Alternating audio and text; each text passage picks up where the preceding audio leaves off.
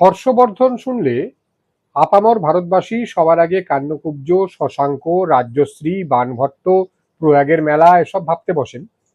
কিন্তু বাঙালিরা ভাবেন গোবর্ধন, শিবরাম চক্রবর্তী আর আসামের কাঠের কথা। বাংলা শিশু সাহিত্যে হর্ষবর্ধন আর গোবর্ধন ভ্রাতৃদ্বয়ের জনপ্রিয়তা প্রায় অবিসংবাদিত। আর তাদের স্রষ্টা শিবরাম নিজেও যে এই সাগার এক চরিত্র সে কথাও সর্বজন বিদিত। শিবরামের গল্পের বিশেষত্বই হলো যে তিনি নিজেকে নিয়ে হাসতে জানেন। আজ আমাদের গল্পের আসরে প্রিয় শ্রোতা বন্ধুদের জন্য এনেছি সেই হর্ষবর্ধন গোবর্ধন সিরিজেরই দমফাটা হাসির গল্প, ডাক্তার ডাকলেন হর্ষবর্ধন। কারণ এই দম বন্ধ করা পরিবেশে টিকে থাকতে হলে মাঝে মাঝে নিজেদেরকে রিডিকিউল করাটা দরকার হয়। হাসতে হাসতে গড়িয়ে পড়তে কেমন লাগে তা মনে রাখতে হয়। তাই আসুন আর সময় নষ্ট না করে শুনতে শুনতে হেসে নিই আর হাসতে হাসতে শুনে নিই শিবরাম চক্রবর্তীর মজার গল্প ডাক্তার ডাকলেন হর্ষবর্ধন। পাঠে আমি রৌহিন। বউয়ের ভারী অসুখ মশাই, কোন ডাক্তারকে ডাকা যায় বলুন তো? হর্ষবর্ধন এসে শুধলে নামায়। কেন, আমাদের রাম ডাক্তারকে, বললাম আমি। তারপর তার ভারী ফিজের কথা ভেবে নিয়ে বলি আবার, রাম ডাক্তারকে আনার ব্যয় অনেক, কিন্তু ব্যয়রাম সারাতে তার মতন আর হয় না। বলে, আমার বউয়ের প্রাণ নিয়ে টানাটানি, আমি কি এখন টাকার কথা ভাবছি নাকি? তিনি জানান, বউয়ের আমার আরাম হওয়া নিয়ে কথা। কি হয়েছে তার, আমি জানতে চাই। কি যে হয়েছে তাই তো বোঝা যাচ্ছে না সঠিক। এই বলছে মাথা ধরেছে, এই বলছে দাঁত কনকন, এই বলছে পেট কামড়াচ্ছে। এসব তো ছেলেপুলের অসুখ, স্কুলে যাবার সময় হয়। আমি বলি, তবে মেয়েদের পেটের খবর আর কে রাখে, বলতে পারে কেউ? বৌদির পেটে কিছু হয়নি তো দাদা, জিজ্ঞেস করে গোবরা। দাদার সাথে সাথেই সে এসেছিল। পেটে আবার কি হবে শুনি? ভাইয়ের প্রশ্নে দাদা ভ্রু কুঞ্চিত করেন। পেটে তো লিভার পিলে এসব হয়ে থাকে। তুই কি লিভার পিলে ব্যামো হয়েছে বলতে চাস? না না, আমি ছেলে পিলের কথা বলছিলাম। ও, ছেলে পিলে হওয়াটা কোনো ব্যামো নাকি আবার? হর্ষবর্ধন ভাইয়ের কথায় আরো বেশি খাপ্পা হন। সে হওয়া তো একটা ভাগ্যের কথা রে, তেমন ভাগ্য কি আমাদের হবে? বলে তিনি একটা দীর্ঘ নিঃশ্বাস ফেলেন। হতে পারে মশাই, গোবরা ভাইয়া ঠিকই আন্দাজ করেছে হয়তো। সমর্থনে দাঁড়াই। পেটে ছেলে হলে শুনেছি নাকি অমনটাই হয়, মাথা ধরে, গা বমি বমি করে, পেট কামড়ায়। ছেলেটাই কামড়ায় কিনা কে জানে। ছেলের কামড়ের কথাটা মনে পড়ে গেল আমার। হর্ষবর্ধনের এক আধুনিকা শ্যালিকা একবার বেড়াতে এসেছিলেন ওদের বাড়ি একটা বাচ্চা ছেলেকে কোলে নিয়ে। ফুটফুটে ছেলেটিকে দেখে কোলে করে একটু আদর করার জন্য নিয়েছিলুম। তারপরে দাঁত গজিয়েছে কিনা দেখবার জন্য যেই না ওর মুখের মধ্যে আঙুল পুড়েছি, উফ, লাফিয়ে উঠতে হয়েছে আমায়। কি হলো, কি হলো? ব্যস্ত হয়ে উঠেছিলেন হর্ষবর্ধনের বউ। হ্যাঁ, কিছু হয়নি, আমি বলেছিলুম। একটু দন্তস্ফুট হলো মাত্র। হাতে হাতে দাঁত দেখিয়ে দিয়েছে ছেলেটা। আচ্ছা, ছেলের মুখে আঙুল দিলেন যে বড়, রাগ করলেন হর্ষবর্ধনের শালী। আঙুলটা আপনার অ্যান্টিসেপটিক করে দিয়েছিলেন। অ্যান্টিসেপটিক? ও কথাটায় আমি অবাক হই। সেটা আবার কি? লেখক নাকি আপনি? হাইজিনের জ্ঞান নেই আপনার? বলে একখানা টেক্সট বই এনে আমার নাকের সামনে তিনি খাড়া করেন। তারপরে আমি চোখ দিচ্ছি না দেখে খানিকটা তার তিনি নিজেই আমায় পড়ে শোনান। শিশুদের মুখে কোনো খাদ্য দেবার আগে সেটা গরম জলে উত্তম রূপে ফুটিয়ে নিতে হবে। তা আঙুল কি একটা খাদ্য নাকি? বাধা দিয়ে সুধান হর্ষবর্ধন পত্নী। একদম অখাদ্য, অন্তত পরের আঙুল তো বটেই। গোবরা ভায়া মুখ গোমরা করে বলে, নিজের আঙুল কেউ কেউ খায় বটে দেখেছি, কিন্তু পরের আঙুল খেতে কখনো কাউকে দেখা যায়নি। না, আঙুল আমি ফুটিয়ে নিইনি সে কথা ঠিক। আমতা আমতা করে আমি আমার সাফাই গাই। তবে আপনার ছেলেই আঙুলটা আমার ফুটিয়ে নিয়েছে, কিংবা ফুটিয়ে দিয়েছে, যাই বলুন। এই দেখুন না। বলে খোকার দাঁত বসানোর দগদগে দাগ তার মাকে দেখাই। ফুটফুটে বলে কোলে নিয়েছিলাম, কিন্তু এতটাই যে ফুটবে তা আমার ধারণা ছিল না সত্যি। আচ্ছা, রাম ডাক্তারকেই আনার ব্যবস্থা করুন তাহলে, বললাম হর্ষবর্ধন বাবুকে। কল তাকে দিন এখনই, ডাকান কাউকে পাঠিয়ে। ডাকলে কি তিনি আসবেন? তার সংশয় দেখা যায়।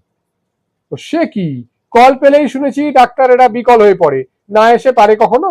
উপযুক্ত ফি দিলে কোন ডাক্তার আসে না, কি যে বলেন আপনি। হ্যাঁ, ডেকেছিলাম একবার, এসেও ছিলেন তিনি, কিন্তু জানেন তো আমার হাঁস মুরগি পোষার বাতি। বাড়ির পেছনে ফাঁকা জায়গাটায় আমার কাঠচেরাই কারখানার পাশেই পোল্ট্রির মতো একটুখানি করেছি। তা হাঁসগুলো আমার এমন পেয়ারা যে বাড়ির সামনেও এসে পড়ে এক এক সময়। রাম ডাক্তারকে দেখেই না সেদিন তারা এমন হাঁক ডাক লাগিয়ে দিল যে, ও ডাক্তারকেই ডাকছিল বুঝি। কে জানে তাদের আবার ডাক্তার ডাকার দরকার কি মশাই? তারা কি চিকিৎসার কিছু বোঝে? মনে তো হয় না। হয়তো তার বিরাট ব্যাগ দেখেই ভয় খেয়ে ডাকাডাকি লাগিয়েছিল তারা। কিন্তু হাঁসেদের সেই ডাক শুনেই না গেট থেকেই ডাক্তারবাবু বিদায় নিলেন। বাড়ির ভেতরে এলেনই না আর, রেগে টং হয়ে চলে গেলেন একেবারে। বলেন কি? শুনে আমি অবাক হই। হ্যাঁ মশাই, তারপর আরো কতবার তাকে কল দেওয়া হয়েছে, মোটা ফিয়ের লোভ দেখিয়েছি, কিন্তু এ বাড়ির ছায়া মারাতেও তিনি নারাজ। আশ্চর্য তো, কিন্তু এ পাড়ায় ভালো ডাক্তার বলতে তো উনি, রাম ডাক্তার ছাড়া কেউ তো আর নেই এখানে। দেখুন যদি বুঝিয়ে সুঝিয়ে কোনো রকমে আপনি আনতে পারেন তাকে। হর্ষবর্ধন আমায় অনুনয় করেন। দেখি চেষ্টা চরিত্র করে, বলে আমি রাম ডাক্তারের উদ্দেশ্যে রওনা হই। সত্যি এক একটা ডাক্তার এমন অবুঝ হয়। এই রাম ডাক্তারের কথাই ধরা যাক না। সেবার পড়ে গিয়ে বিনির একটু ছড়ে যেতেই বাড়িতে এসে দেখবার জন্য তাকে ডাকতে গেছি, কিন্তু যেই না বলেছি ডাক্তারবাবু পড়ে গিয়ে ছড়ে গেছে, যদি এসে একটু দয়া করে। ছড়ে গেছে? রক্ত পড়ছে? তা একটু রক্তপাত হয়েছে বই কি। সর্বনাশ! এই কলকাতা শহরে পড়ে গিয়ে ছড়ে যাওয়া, রক্তপাত হওয়া ভারী ভয়ঙ্কর কথা। দেখি তো। বলেই তিনি তার ডাক্তারি ব্যাগের ভেতর থেকে থার্মোমিটারটা বার করে সোজা আমার মুখের মধ্যে গুঁজে দিলেন। এবার শুয়ে পড়ুন তো চট করে, বলে আমায় একটি কথাও আর কইতে না দিয়ে ঘাড় ধরে শুইয়ে দিলেন তার টেবিলের ওপরে। শুয়ে পড়ুন, চট করে শুয়ে পড়ুন, আর একটি কথাও নয়। মুখ গহ্বরে থার্মোমিটার নিয়ে কথা যে বলবো তার উপায় কি? প্রতিবাদ করার জয়ী পেলাম না। আর তিনি সেই ফাঁকে পেল্লায় একটা সিরিঞ্জ নিয়ে একখানা ইঞ্জেকশন ঠুকে দিলেন আমায়। ব্যাস, আর কোনো ভয় নেই। অ্যান্টিটিটেনাস ইঞ্জেকশন দিয়ে দিলুম, ধনুষ্টঙ্কারের ভয় রইল না আর। বলে আমার মুখের ভিতর থেকে থার্মোমিটারটা বার করলেন, করে দেখে বললেন, না জ্বর টরও হয়নি, ভয় নেই আর কোনো, বেঁচে গেলে এনে যাত্রা। মুখ খোলা পেতে তখন আমি বলবার ফুরসত পেলাম, ডাক্তারবাবু আমার তো কিছু হয়নি, আমি পড়েও যাইনি, ছড়েও যায়নি। আমার বোন বিনি পড়ে গিয়ে একটু ছড়ে গেছে। আপনি কথাটা না বুঝেই, ও তাই নাকি, তা বলতে হয় আগে। যাগ্গে যাগ্গে, যা হবার হয়ে গেছে, চলুন তাকেও একটা ইঞ্জেকশন দিয়ে আসি তাহলে। ছড়ে যাবার পর ডেটল দেওয়া হয়েছিল তো? ডেটল কি আয়োডিন? আগে হ্যাঁ। হ্যাঁ তবে তো হয়েইছে, তাহলে চলুন ইঞ্জেকশনটা দিয়ে আসি গে, সাবধানের মার নেই কথায় বলে। বিবেচনা করে বিনির ইঞ্জেকশনের বিনিময়ে তিনি আর কিছু নিলেন না। আমার তার দাম দিতে হলো অবশ্যই, প্লাস তার কলের দরুন ভিজিট। সেই অবুঝ রাম ডাক্তারের কাছে যেতে হচ্ছে আমায় আজ। বেশ ভয় ভয়ই আমি এগোই বলতে কি। বুঝে সুঝে পারতে হবে কথাটা, বেশ বুঝিয়ে সুঝিয়ে। যা অবুঝ ডাক্তার বাবা! চেম্বারে ঢুকে দূর থেকেই তাকে নমস্কার জানাই। ডাক্তারবাবু, আপনাকে কল দিতে এসেছি, কিন্তু আমার নিজের জন্য নয়। আমার কোনো অসুখ করেনি, কিচ্ছু হয়নি আমার, পড়ে যায়নি, ছড়ে যায়নি। আমাকে ধরে আবার ফুঁড়ে টুড়ে দেবেন না যেন সেই সেবারের মতন, বলে হর্ষবর্ধন বাবুর কথাটা পারলাম। শুনেই না তিনি আমায় তেড়ে এসে ফুঁড়ে না দিলেও এমন তেড়ে ফুঁড়ে উঠলেন যে আর বলবার নয়।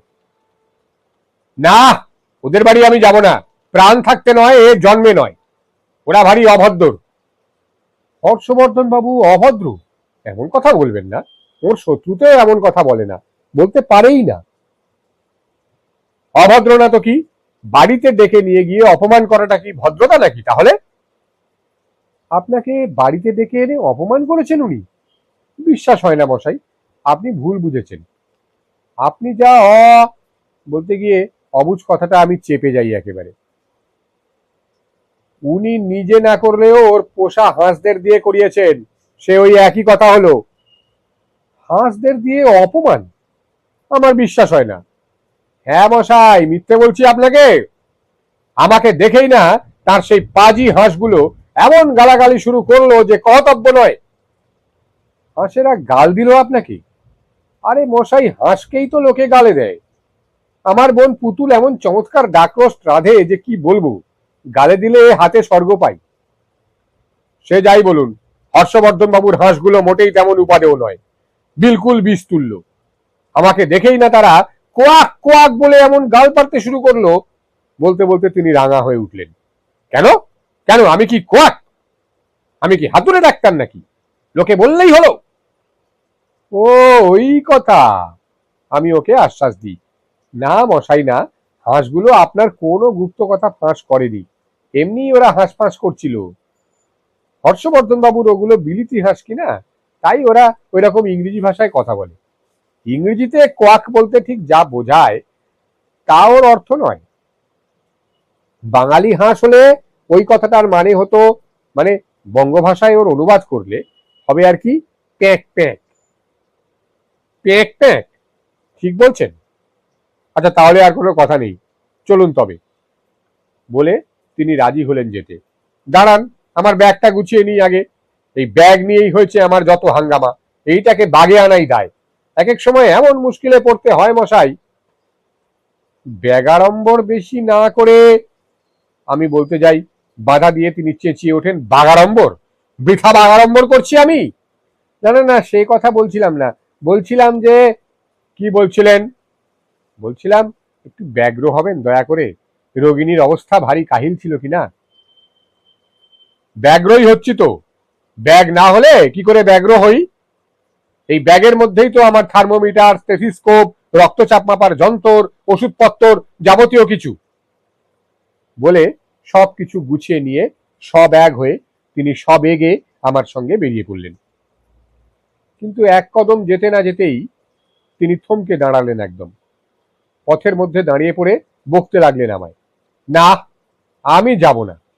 আমি প্রতিজ্ঞা করেছি যে আপনার ওই কোয়াক কোয়াকি হোক আর প্যাক প্যাকি হোক, ওই হাঁসরা থাকতে ও বাড়িতে আমি পা দেব না, প্রতিজ্ঞা করেছিলাম।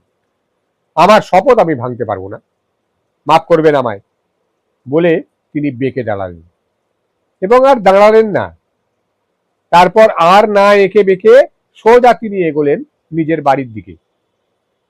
রাম ডাক্তার এমন অবুঝ, সত্যি অগত্যা কি আর করা। সব গিয়ে খোলসা করে বললাম হর্ষবর্ধনকে, বললাম, বউকে যদি বাঁচাতে চান তো বিদায় করে দিন আপনার হাঁসদের। শুনে হর্ষবর্ধন খানিকক্ষণ গুম হয়ে কি যেন ভাবলেন, তারপর দীর্ঘ নিঃশ্বাস ফেলে বললেন, কা তব কান্তা কস্তে পুত্র, দ্বারা পুত্র পরিবার, তুমি কার, কে তোমার? এ কে কার? হাঁস কি আমার? হাঁসের কি আমি? হাঁস কি আমার সঙ্গে যাবে? দুনিয়ায় হাঁস নিয়ে কেউ আসেও না, যদিও সবাই হাঁস ফাঁস করেই মরে। হাঁস নিয়ে আমি কি ধুয়ে খাবো? যাকে হাঁস, রাখে রাম মারে কে? মারে রাম রাখে কে? কার হাঁস কে পোষে? বলতে বলতে তিনি যেন পরমহংসের পরিহাস হয়ে উঠলেন। টাকা মাটি, মাটি টাকা, যাকে হাঁস, যেতে দাও। বিস্তর টাকায় কেনা হাঁসগুলো, বহুত টাকা মাটি হলো এই যা। বলে খানিকক্ষণ মাথায় হাত দিয়ে কি যেন ভাবলেন, তারপর কোকিয়ে উঠলেন আবার, না, বউকে আমি হাসপাতালে পাঠাতে পারবো না, তার চেয়ে হাঁসগুলোই বরং রসতলে যাক। তারপর গিয়ে তিনি পোল্ট্রির আগল খুলে খেদিয়ে দিলেন হাঁসদের। পাড়ার ছেলে মেয়েদের সমবেত উল্লাসের মধ্যে তারা ধেই ধেই করে নাচতে নাচতে চলে গেল হংস বিদায়ের খবরটা চেম্বারে গিয়ে জানাতে। তারপর ব্যাগ হস্তে ব্যগ্র হয়ে বেরোলেন আবার রাম ডাক্তার। এলেন রাম ডাক্তার, আসতেই হর্ষবর্ধন তার হাতে ভিজিট হিসেবে করকরে দুখানা 100 টাকার নোট ধরে দিয়ে তাকে গৃহিণীর ঘরে নিয়ে গেলেন। আমরাও গেলাম সাথে সাথে। কি কষ্ট হচ্ছে আপনার বলুন তো? রোগিণীর শয্যা পার্শ্বে দাঁড়িয়ে শুধালেন রাম ডাক্তার। মাথা টনটন করছে, দাঁত কনকন করছে, গা শিরশির করছে, তার উপর পেট কামড়াচ্ছে আবার, জানালেন গিন্নি। বটে, বলে রাম ডাক্তার মুখ ভার করে কি যেন ভাবলেন খানিক, তারপর হর্ষবর্ধনকে টেনে নিয়ে বাইরে এলেন। কেস খুব কঠিন মনে হচ্ছে আমার, গম্ভীর মুখ করে বললেন রাম ডাক্তার। বউ আমার বাঁচবে তো? না না, ভয়ের কোনো কারণ নেই। এক্ষেত্রে তেমন মারাত্মক কিছু ঘটবার আশঙ্কা করি নেই। তবে এসব রোগে সাধারণত 10 জন রোগীর 9 জনই মারা যায়, একজন মাত্র বাঁচে কেবল। তাহলে? হর্ষবর্ধনের আতঙ্ক এবার আরো যেন 10 গুণ বেড়ে যায়। বলেন কি মশাই, তবে তো বৌদিকে বাঁচানোর কোনো আশাই নেই, গোবরা কাঁদো কাঁদো হয়ে বলে কাঁদতে থাকে। ইনি বাঁচবেন, ভরসা দেন ডাক্তারবাবু। এর আগে এই রোগে 9 জন আমার হাতে মারা গেছে, ইনি 10ম। একে মারে কে? যাক, আপনারা আমায় রুগী দেখতে দিন তো একটু দয়া করে, ভালো করে পরীক্ষা করে দেখি আগে, বাইরে গিয়ে অপেক্ষা করুন আপনারা, রুগীর ঘরে আসবেন না যেন এখন, বলে আমাদের ভাগিয়ে দিয়ে তিনি ভেতরে রইলেন। আমরা 3 জন পাশের ঘরে এসে বসলাম। হর্ষবর্ধনের মুখ ভয় ফ্যাকাশে হয়ে গেছে, আর গোবরার মুখ শুকিয়ে হয়েছে ঠিক নারকেলের ছোবড়ার মতো। মাথা টনটন, দাঁত কনকন, পেট চঞ্চন, শক্ত অসুখ বই কি, আমি বলি। আবহাওয়ার গুমোটটা কাটাবার জন্যই একটা কথা বলি আমি মোটের উপর, সেই গুমোটের উপর। এর একটা হলেই রক্ষে নেই, একসঙ্গে 3-3টে। ব্যামোটা বৌদির শিরা উপশিরায় ছড়িয়ে পড়েছে দাদা, গোবরা মন্তব্য করে। সারা গা শিরশির করছে, বললো না বৌদি? ওই শিরক পীড়াই হয়েছে তো, আমিও একটু ডাক্তারি বিদ্যা ফলাই, মাথা টনটন করছে বললেন না। রাম ডাক্তার দরজার গোড়ায় দাঁড়ালেন এসে। উকো দিতে পারেন একটা আমায়, নিদেন একটা ছেনি। হর্ষবর্ধন একটা উকো এনে দিলেন, ছেনিও এনে দিলেন। উকো দিয়ে কি করবে দাদা? বৌদির মাথায় কি উকুন হয়েছে নাকি? গোবরা শুধোয়, উকো ঘষে ঘষে উকুনগুলো মারবে মনে হচ্ছে। হতে পারে, আমার সায় তার কথায়, তারাই হয়তো মাথায় কামড়াচ্ছে, সেই জন্যই ওই শিরক পীড়াটা হয়েছে বোধহয়।